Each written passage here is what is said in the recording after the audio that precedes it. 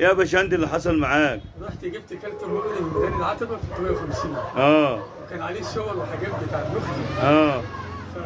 ورحت اشتريته من العتبه ب 350 جنيه؟ كارت ايه اللي ب 350 جنيه ده؟ 32 جنيه. 350 جنيه. فانا بعدها سالت شارع حسني. وحد زي استاذ عماد كده محترم قال لي لا ده 230 اخر 250. ضحك عليك في 100 و120 جنيه. ورجع قال لي هو سعره كده عشان ده كينج ستون. ده الاصلي.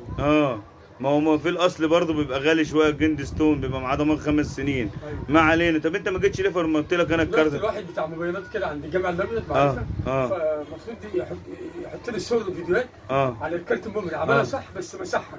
قال لي لا ده العيب من الكارت. فالناس قالت لي لا مش الكارت ما فيهوش حاجه.